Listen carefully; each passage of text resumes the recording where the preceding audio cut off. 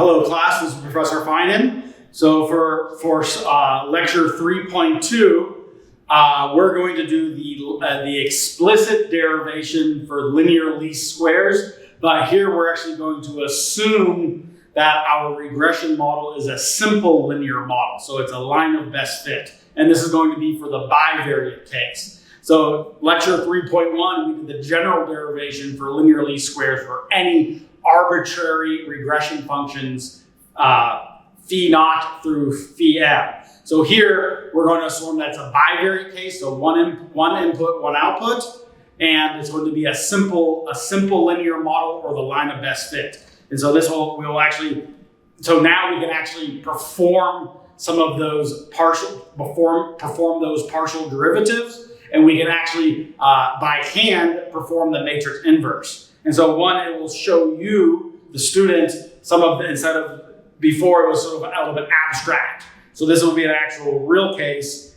And because the bivariate problem in simple linear models is widely used in many fields. And there are some other important insights for the simple linear model related to the sample statistics, the mean and variance.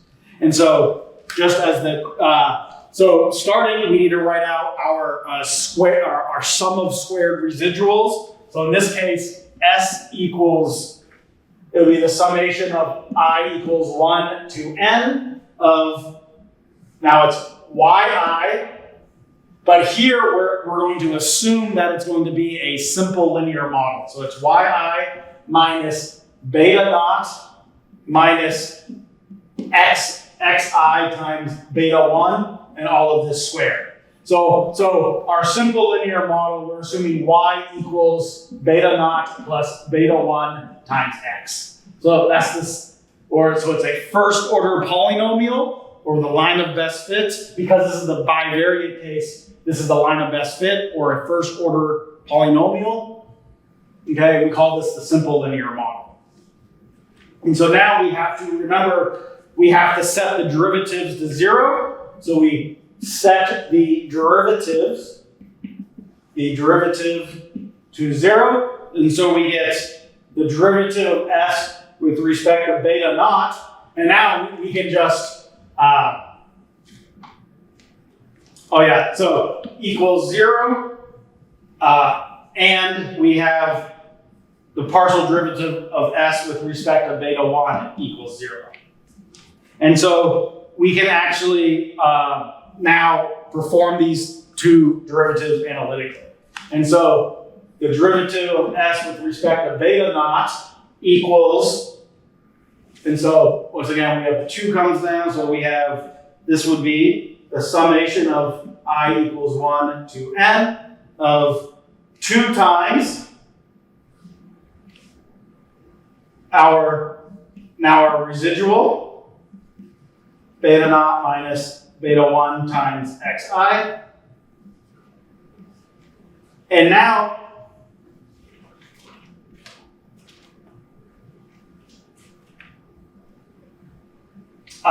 then it's just the partial derivative with respect to beta naught is just 1. And so this equals 0. And our second derivative term, the partial derivative of s with respect to beta 1 equals the summation of I equals 1 to n of 2 times yi minus beta naught minus xi beta 1 times, now it's negative xi. Okay, we need to do the partial, then the derivative of the term containing beta 1. And then this is equal to 0.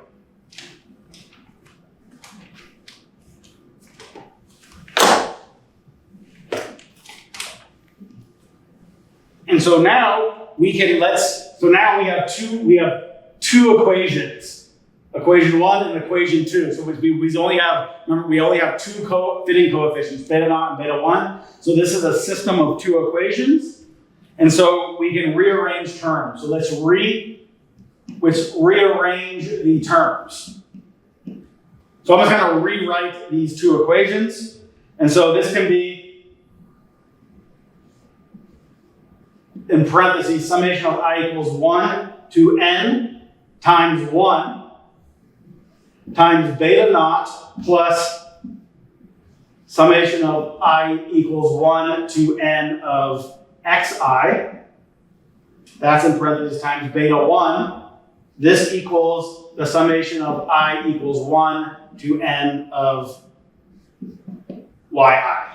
And then, so all I'm doing is, here, this summation, I'm distributing it through, because we have 1, 2, it's a linear combination of 3 terms. So I'm just distributing through this summation symbol, okay, into these 3. I'm going to do the same thing here as well. And then I'm moving the y term I'm moving over to the other side. Or I'm moving beta naught and beta 1 to the, so I'm moving the y term to the one side. And so our equation 2 is summation of I equals 1 to n of, this is xi times beta naught, because we need to distribute through the xi, plus summation I equals 1 to n of xi squared. So xi times xi is xi squared. And beta, and if you notice, these coefficients are just a constant, so I can bring those outside of the summation term. That's why I'm moving them outside of the summation term, because they're just a constant. And then this equals the summation I equals 1 to n of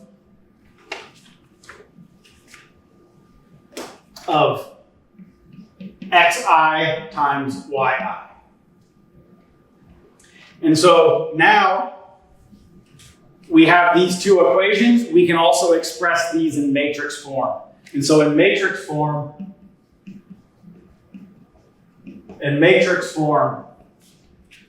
these two equations become, this is summation I equals 1 to n times 1. The summation of xi and of xi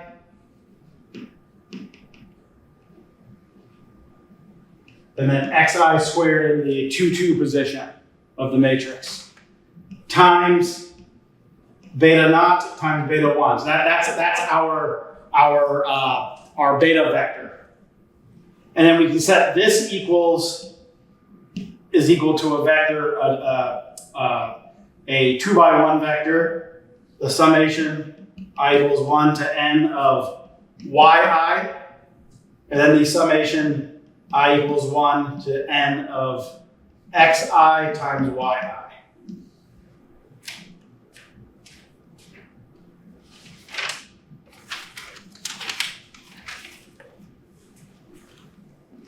And so the next step, so now we've expressed our system of 2 equations in matrix form. And remember, this is going to be the same solution as last time. We need to if we take the matrix inverse of this matrix here, we can then directly solve for beta naught and beta 1. And so now we take the matrix inverse. Take the matrix inverse, and that's going to be, so now we have beta naught, beta 1 equals, and I'm just going to write the 4 summation terms without the indexes. So this is summation over 1, summation over xi, summation over xi again, and then the summation of xi squared. But this is going to be the negative 1 means the matrix inverse times the summations of xi, yi, and of just yi.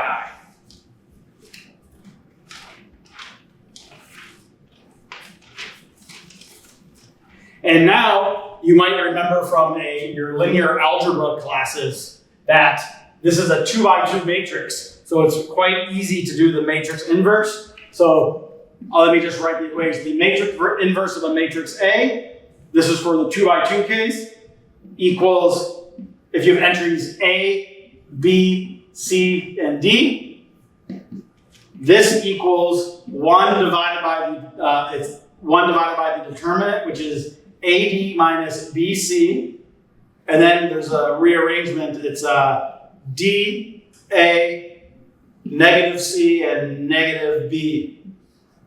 Okay? Remember, the determinant of A equals A times D minus B times C. So maybe you all remember that from your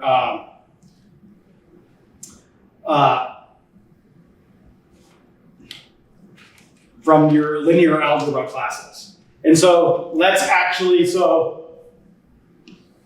once again, I'm just going to do the summation terms without the indexes. So this is summation over 1, xi squared, xi. This equals 1 divided by the summation over 1 times the summation of xi squared minus the summation of xi squared times, I'm going to do a star, running out of space, so times, okay, so just the summation, so now we can move, it's D and A, so they switch spots, so summation over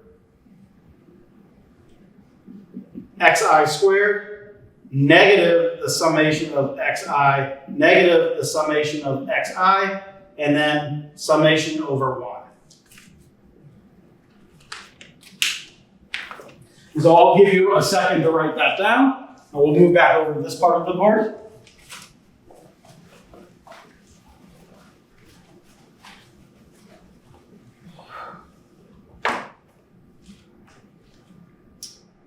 And so now let's take a closer look at this determinant. Okay? So let's take a closer look. Let's take a closer look at the determinant.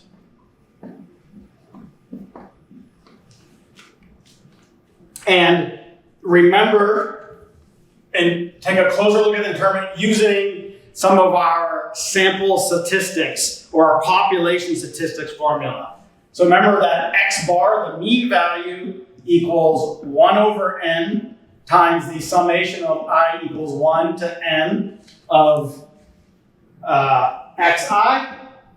And we have the variance of x. So this is using population statistic. The variance of x equals 1 over n times the summation of I equals 1 to n of xi minus x bar squared. And so let's look at this determinant. So we can write that the determinant equals n times the summation I equals 1 to n of xi squared minus n times x bar, and that's all squared. Because here we have summation of xi squared. And so if we multiply this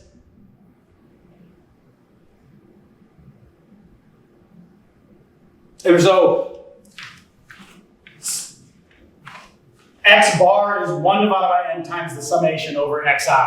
And so it's just the summation of xi is the mean value times n. And now we get to square that. The next step, now we can do some more rearranging. I'm going to factor out that n. And so we can write this as n squared Now this is all going to be in parentheses. The summation of I equals 1 to n, and this is over 1 over n. So all I'm doing is I'm factoring out a factor of n. And so here, that's why I'm multiplying it by 1 over n. That's going to be xi squared minus x bar squared, all in parentheses. And the summation term is another set of parentheses there. And so this becomes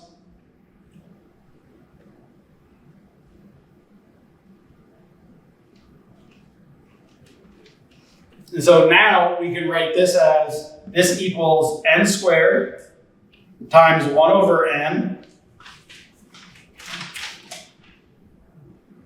summation I equals 1 to n of xi minus x bar and all of that squared.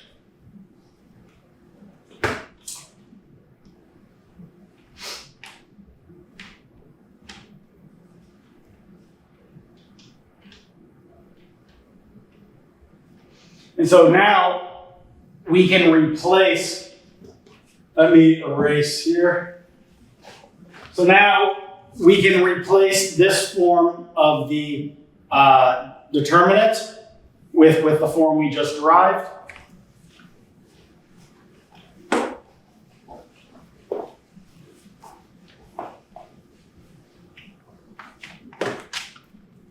And I'll change to, let's change the blue. And so now let's explicitly solve for our coefficients. And so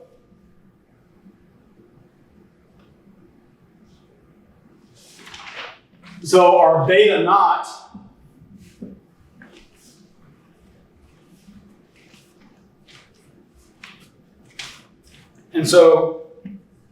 beta naught equals 1 divided by, so now we have n squared times n, which n squared times 1 over n is just n. So 1 divided by n times the summation I equals 1 to n of xi minus x bar squared. Now times, so here now I'm distributing in our vector y, and here I'm multiplying it by our determinant, our inverse matrix.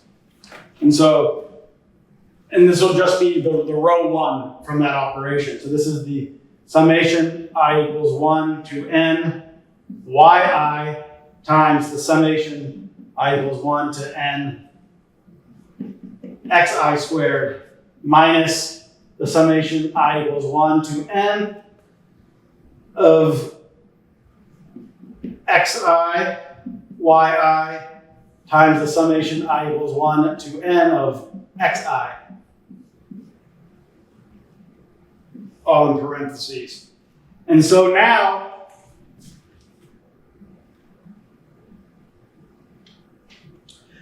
we have a factor of 1 over n right here. That's a constant. So what I'm going to do is this factor of 1 over n, I'm going to distribute into these two equations. And so we can distribute the 1 over n factor. And so now we get 1 over the summation of I equals 1 to n xi minus x bar squared. If you look at that, that's related to our variance, times the summation of yi over yi divided by 1 over n is just y bar times the summation I equals 1 to n of xi squared minus x bar. Okay, so if we divide this term divided by n, that becomes x bar. X bar times the summation of I equals 1 to n xi times yi. And that is our so now this equals beta naught. This is our y-intercept. This is our, basically for the line of best fit, this is our y-intercept. So our y-intercept, it's essentially, this is the variance. So the y-intercept is inversely proportional to the variance of our input data. And then it's also a function of our mean value of our outputs, y bar, times the basically the summation of our input values squared, minus the mean value of x times then the summation term of xi times yi. And so what's interesting here, the beta naught is a function of our y-intercept. It's a function of the mean of the output data and the mean of the input data. And it's also inversely related to the variance of the input data. So next, let's do I'm going to erase this part of the board. We're going to do the same thing, but now we're doing the y vector times the lower row of row 2 of our inverted matrix. So let me erase this.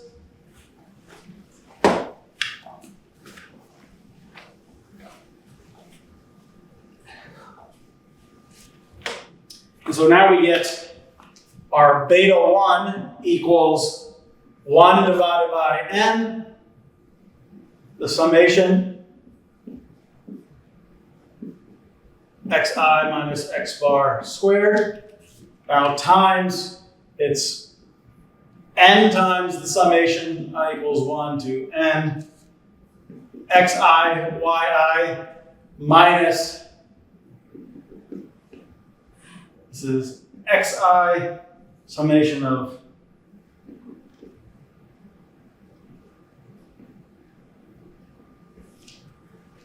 and once again, we're going to distribute the n factor, distribute the n factor.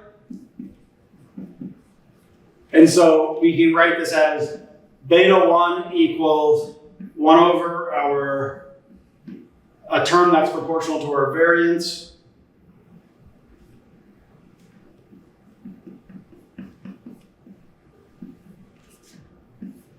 And now, so this is a summation of I equals 1 to n of xi times yi minus n times x bar, y bar. So this is our final solution. This is beta, and beta 1, that's the slope of the line of best fit. That's the slope of the line of the best fit. And you can see that it's related to the variance of the input data, but also it's a function of x bar times y bar. So it's a function of the sample mean times the population mean of our input variables times the population mean of our output variables.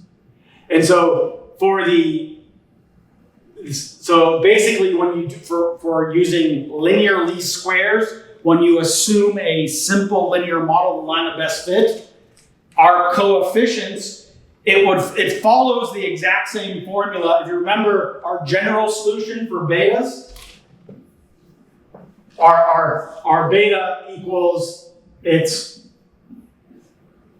x transpose x, the inverse times x transpose times y. This is for any linear model. This is linear least squares for any arbitrary linear model. But when we do the line of best fits, we're solving for beta naught and beta 1. And that equals these two equations.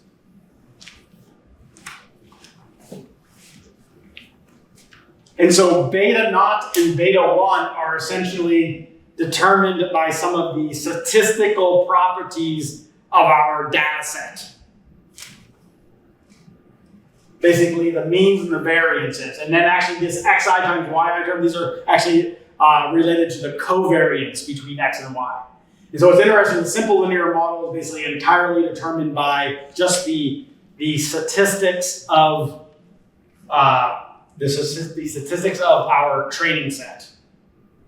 And so that's a kind of interesting result. And in lecture 4, we're going to do two MATLAB exercises where we'll actually do with a computer-generated data set with random noise. We'll do the line of best fit for a bivariate case. We'll look at some other interesting properties. And then we will do a more general case. We'll do we'll probably do maybe a second order, we'll do a case with 2 input variables and maybe second order polynomial fit, including the interaction term. And so we'll do a simple linear case and then also a multivariate polynomial fit on some generated data sets. So that will be the topic of lecture 4. And so I'll just give you a minute to get the final equations.